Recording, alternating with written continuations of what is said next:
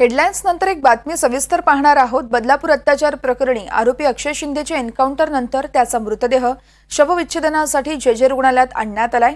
ठाण्याचे न्याय दंडाधिकारी FC यांनी चौकशी देखील केली आहे। मुंब्रा कळवा बायपास वरती हा एन्काउंटर झालाय। याचा सर्व घटनेचा आढावा घेतला आहे आमचे प्रतिनिधी विनय म्हात्रे यांनी।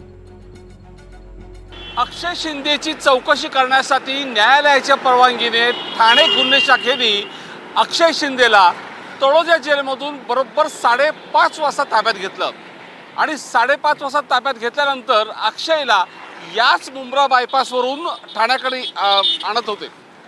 हाच रस्ता जो आहे जो शिळफाट्यावरून किंवा तळोजाकडून ठाण्याकडे जाणारा हा रस्ता आणि यालाच मुंब्रा बायपास म्हणतात।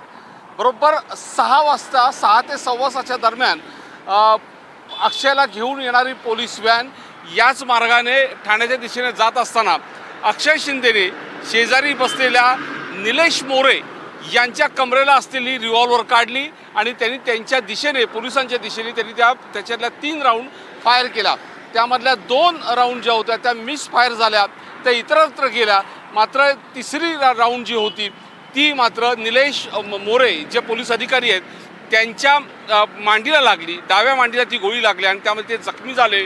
त्याचवेळी इतर पोलीस अधिकारी जे होते त्यांनी स्वसंरक्षणासाठी अक्षय शिंदेवरती एक गोळी झाडली, ती बरोबर त्याच्या डोक्यात लागल्याचं म्हणतायत आणि या घटनेमध्येच अक्षय शिंदे हा पूर्णपणे जखमी झाला आणि या तिघांनाही इतर जे 2 आणखीन काही पोलीस कर्मचारी होते त्यांना सगळ्यांना घेऊन पोलीस हे कळवा हॉस्पिटलमध्ये गेले।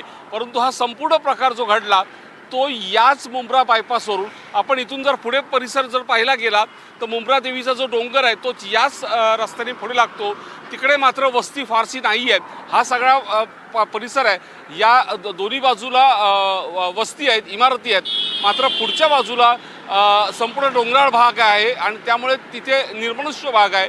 त्या भागातूनच हा रस्ता जातो ठाण्याच्या दिशेने आणि बरोबर 5:30 वाजता निघालेली व्हॅन ती 6 ते 6:15 दरम्यान याच मुंब्रा बायपासवरती आले आणि त्याच वेळी ही घटना घडली असं पोलिसांनी आपल्या प्रेस नोटमध्ये म्हटलेलं आहे। कॅमेरा प्रमिल जाधवसह विनय म्हात्रे, NDTV मराठी, ठाणे।